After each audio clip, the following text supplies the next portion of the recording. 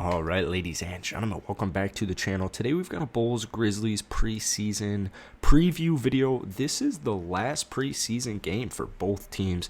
The Memphis Grizzlies are actually 3-2. They just got a tough loss the other night against the Indiana Pacers on Wednesday.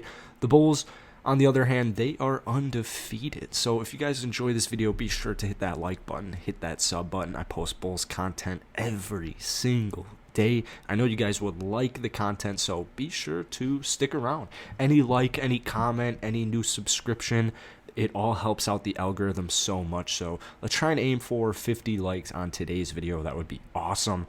Let's get into it. This is it's last preseason game. Is not really all that important. However, the Bulls do have, it is important in the sense that there's a roster spot battle going on right now. Like towards the end of the lineup, you're just literally playing, even in the middle of the lineup, you're playing for rotation, you're playing for more minutes, and some of them, they're trying to actually make the roster. So for several guys, tonight is a key game. Specifically, Bryce Alford made a video about him yesterday if you want to go check that out. I didn't mean to make it seem like Bryce Alford is going to be a difference maker on the Chicago Bulls this season, but I do think that he will end up making the roster. They'll throw him down in the Windy City League, or the Windy City Bulls in the G League, and just kind of hope that he continues to shoot lights out. I mean, he has had a horrible G League career.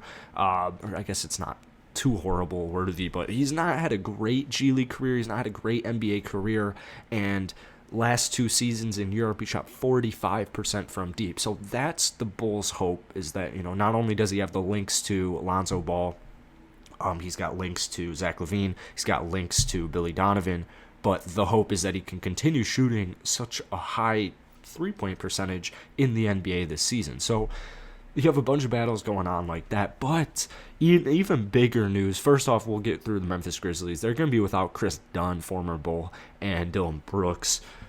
What's crazy is when the Bulls initially got rid of Chris Dunn, Chris Dunn was a tough point guard, because who didn't want him to succeed?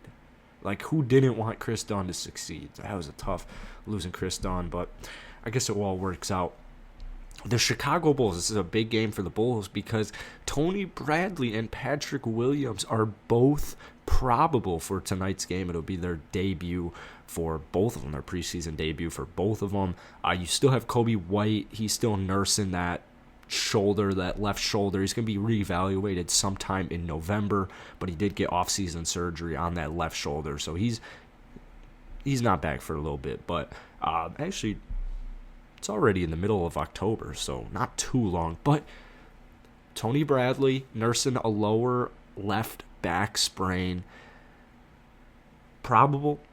Patrick Williams recovering from a left ankle sprain.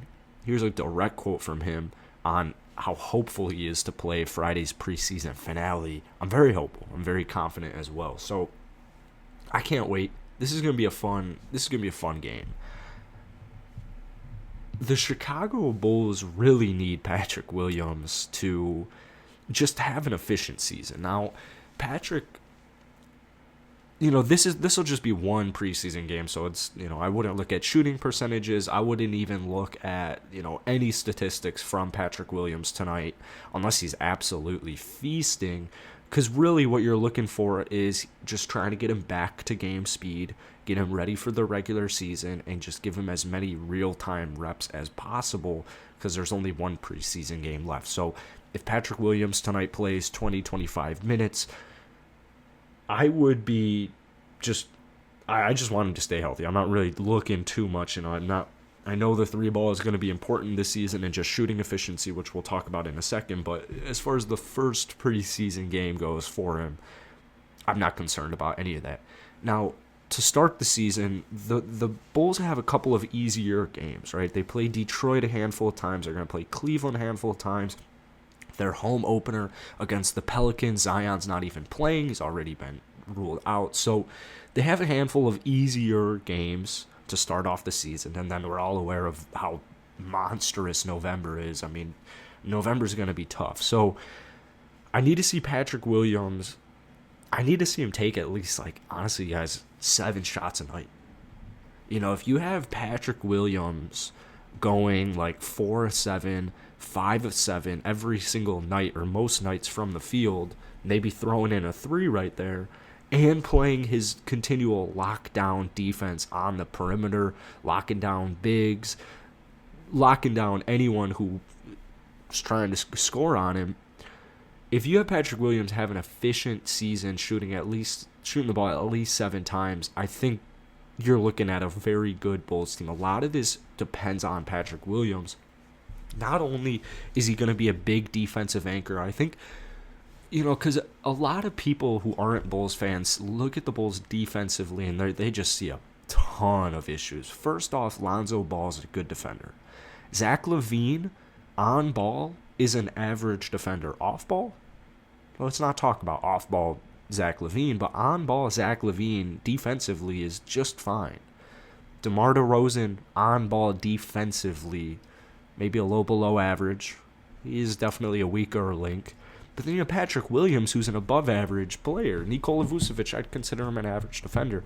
I don't think this Bulls defense is as bad as a lot of teams think. A lot of teams think this defense is going to stall out and just kind of run dead and run flat by the middle of the season, and that's why you'll have them miss the playoffs or fall below 500. I mean, so many people have this Bulls team falling below 500. It's crazy.